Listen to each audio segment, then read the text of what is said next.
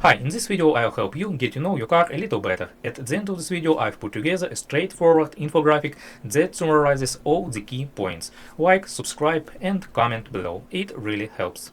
So you've got a Dodge, and that dreaded check engine light just popped on. Then you pull the code and it's a P1776. I know, it sounds confusing and a little intimidating, but what if I told you it's a problem you can absolutely figure out? In this explainer, we're going to do just that. Decode what this code really means, and walk you through how to fix it. You've got the code, and we've got the plan. We're going to tackle this thing together, turning that frustrating little light into a clear, solvable problem. No more guessing games.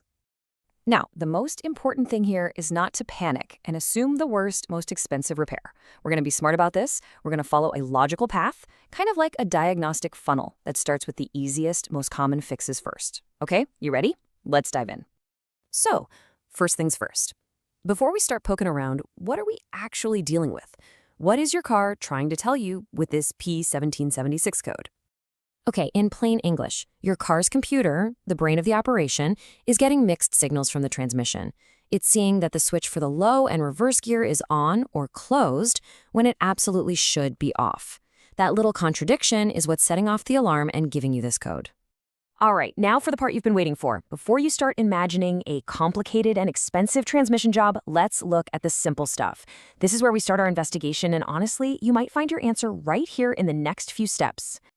Here's our game plan. It's a 4-step process, and it's all about logic. First, we'll see if there are any other trouble codes hanging around. Then, we'll check the car's basic electrical health. After that, we'll get our hands dirty and inspect the physical wiring. And only then, if we have to, will we start thinking about what's going on inside the transmission. Our first suspect isn't even a physical part at all. It's another piece of data. See, sometimes one trouble code is just a symptom of another bigger problem.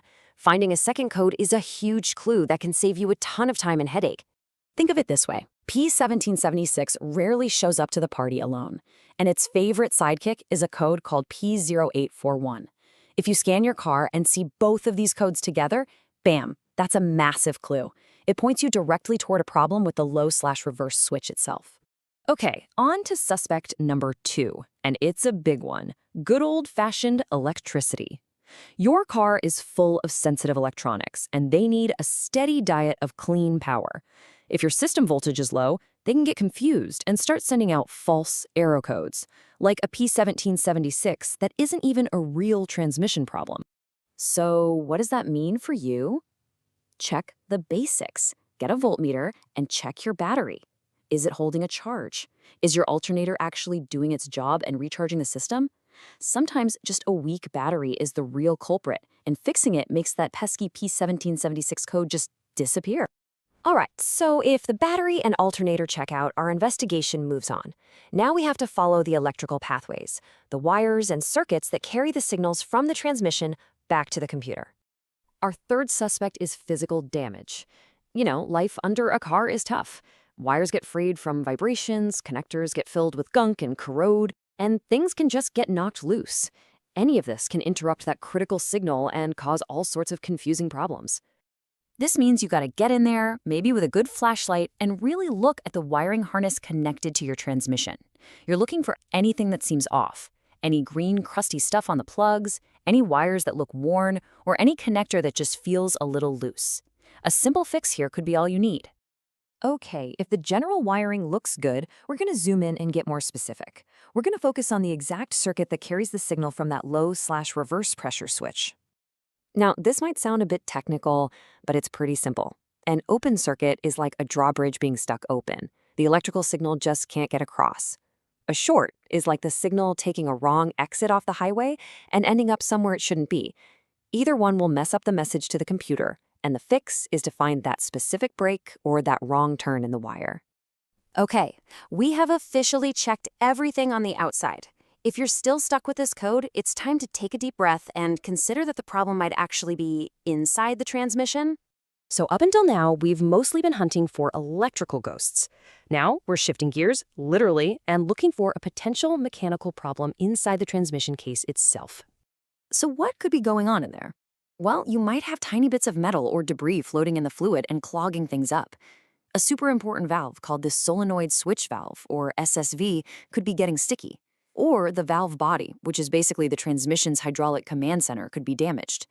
But here's the interesting part. For a lot of these internal issues, the solution is the same: repairing or just replacing that valve body. We have now reached the very last stop on our diagnostic journey, the final suspect. If you have ruled out everything else, the wiring, the circuits, the guts of the transmission, you have to consider the source of the code itself, the car's computer.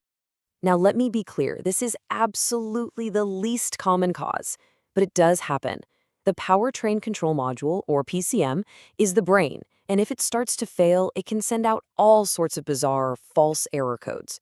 If every single other possibility has been checked and eliminated, then replacing the PCM becomes the final answer. Whew, okay, I know that was a lot of information to take in, so let's pull it all together and boil it down into a single, clear reference that you can actually use. And here it is, your P1776 cheat sheet. This table lays out our entire diagnostic funnel, from top to bottom, simplest to most complex. Just start at the top with checking for other codes and testing your battery, and methodically work your way down the list. Trust me, this structured approach is your absolute best bet for finding the real cause efficiently, without just throwing parts of the problem. So, the key takeaway here is pretty simple. You are no longer just staring at a confusing code on your dashboard. You now have a clear, step-by-step plan to figure out exactly what's wrong. You have the roadmap. The only question left is, where are you going to start your investigation?